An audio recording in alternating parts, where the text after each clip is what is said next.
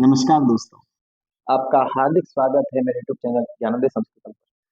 बहुत सारे मित्रों के कमेंट्स आते हैं, फ़ोन करके पूछते हैं कि आपने संस्कृत भाषा प्रथम और द्वितीय की तैयारी, जो हिंदी संस्कृत इनकी तैयारी कैसे की और इसमें से कैसे आपने अच्छे नंबर लाए। तो मैं आपको दोस्तों आज बहुत ही अच्छा सटीक ब्रह्मास्त्र बताने वाला हूँ, जिससे कि आपके आराम से हिंदी और संस्कृत 30+30 60 में से 60 नंबर आपके आ सकते हैं दोस्तों। तो आप मेरी इस वीडियो को पूरा देखें और मैं आपको अपना अनुभव शेयर करूंगा कि मैंने कैसे तैयारी की और कुछ बातों का ध्यान आपको भी रखना है जो मैंने भी रखा। मैं बताऊं दोस्तों, मैंने रीट 2021 भी दिया और रीट 2022, दोनों में मेरे इसमें 128 और एक में 127 नंबर थे दोस्तों। इसी में भाषा में मेरे हिंदी में तो 28 नंबर थे और संस्कृत में 29 नंबर थे दोस्तों। और इसी प्रकार इसमें भी मेरे 28 और 28 ऐसे नंबर थे। तो मैं आपको ये बताना चाह रहा हूँ कि मैंने संस्कृत की जो तैयारी की और मेरे हिंदी में 28 नंबर थे और संस्कृत में 29 नंबर थे दोस्तों, जो 2021 वाली जो रीट थी उसमें।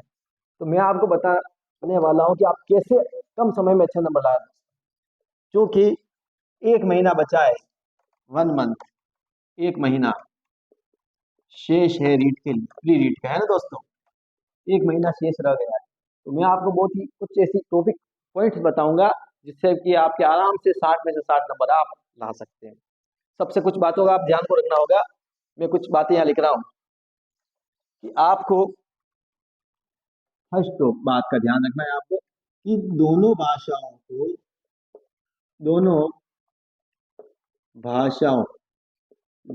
प्रथम और द्वितीय दोनों भाषाओं को कम से कम कितना, कम से कम 4 घंटा हमेशा पढ़ें, हमेशा पढ़ें या अध्ययन करें। आपको रेगुलर कम से कम 4 घंटा कितना पढ़ना है, यानी कि 2-2 घंटा प्रत्येक विषय को प्रतिदिन दोनों भाषाओं को देना है। इसका आपको कम से कम 4 घंटा रेगुलर पढ़े रखिए दोस्तों, क्योंकि एग्जाम में सिर्फ महीना भर ही शेष बचा है। आप 6 घंटा पढ़े, 7 घंटा पढ़े, लेकिन कम से कम बोल रहा हूं मैं आपको कि आप 4 घंटा अवश्य पढ़ें। उसके बाद दूसरी बात, हमें रोजाना रोजाना क्या करना है दोस्तों, प्रश्न पत्र हल करें, प्रश्न पत्र हल करें।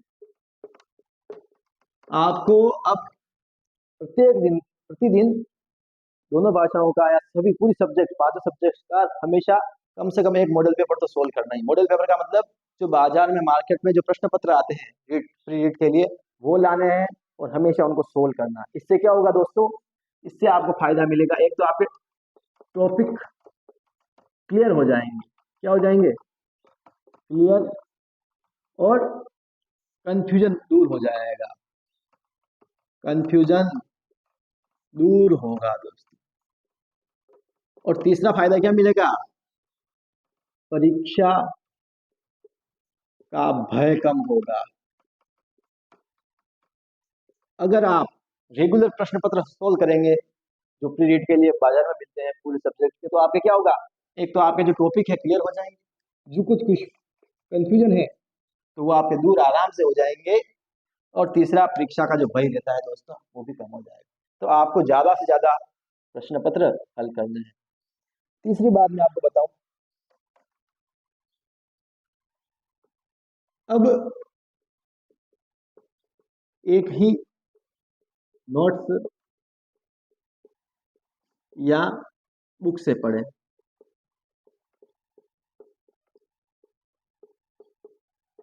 दोस्तों मैं जो बातें बता रहा हूँ सिर्फ संस्कृत के लिए नहीं, हिंदी के लिए नहीं, सभी सब्जेक्ट के लिए, कि आपको अब एक ही नोट्स पढ़ने हैं, कोई नई चीजें नहीं लानी है पढ़ने के लिए। हाँ, प्रश्न पत्र हल जरूर करें, लेकिन कुछ पढ़ने के लिए आप सोचे कि अब नई नई बुक आ गई मार्केट में, वो अच्छी आ रही है, वो लेके आ जाता हूँ, क्या पता उससे प्रश्न आ जाए, तो इससे आपको कंफ्यूजन होगा दोस्तों। अब आप ज्यादा गहराई में ना जाए, अब आप जो नोट्स आपने पढ़ रखे हैं, जो बुक आपने पहले से पढ़ रखी है, उसी एक बुक्स को नोट्स को या खुद के बनाए हुए नोट्स हैं तो उनको पढ़ें। उससे क्या होगा कि आप एक ही बुक पढ़ोगे तो आप में आत्मविश्वास आएगा कि मैं कर सकता हूँ।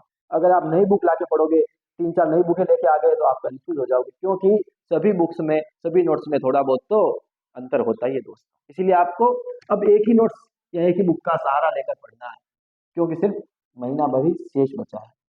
चौथा, शिक्षण विधियों को अधिक समय दें।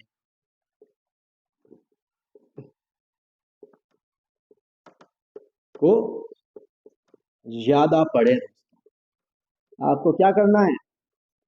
शिक्षण विधियों को ज्यादा पढ़ना, यानी कि शिक्षण विधियां हिंदी और संस्कृत दोनों की लगभग लगभग सेम होती है दोस्तों। लगभग 70 से 80% शिक्षण विधियां हिंदी संस्कृत सेम होती है, और ये आपके दूसरे सब्जेक्ट में भी काम आ सकती है। तो शिक्षण विधियों को ज्यादा पढ़ना है, क्योंकि शिक्षण विधियों के कम से कम 15+15 दोनों सब्जेक्ट में मिलाकर 30 प्रश्न आएंगे। कितने प्रश्न आ सकते हैं दोस्तों? लगभग 30 प्रश्न। 15 प्रश्न तो व्याकरण से आते हैं और 15 प्रश्न शिक्षण विधियों से, मनोवैज्ञानिक शिक्षण विधियों से आते हैं। शिक्षण विधियां हो गई, पढ़ाने के तरीके हो गए, इन सब से आएंगे। तो आपको शिक्षण विधियों को ज्यादा से ज्यादा ध्यान देना है। 4 घंटे में से आपको 2 घंटे तो शिक्षण विधियों को ही देना है। चौथी बात। पांचवी बात आपको ध्यान रखनी है, रेगुलर रिवीजन करें। करें, आपको रेगुलर रिवीजन करना है। जो टॉपिक आपको कठिन लगता है उसको ज्यादा समय देना है। आपको ऐसा लग रहा है कि ये टॉपिक ज्यादा कठिन है, इससे प्रश्न अच्छे आते हैं, तो आपको रेगुलर रिवीजन करना है, तो आपके वो टॉपिक आराम से क्लियर हो जाएगा और आपको ज्यादा गहराई में नहीं जाना है दोस्तों। मैं वापस बोल रहा हूँ कि ज्यादा गहराई में ना जाएं, यानी कि ज्यादा डीप में ना ज्यादा पढ़े, सिर्फ ऊपर ऊपर का पढ़े और शिक्षण विधियों को अच्छे से पढ़े।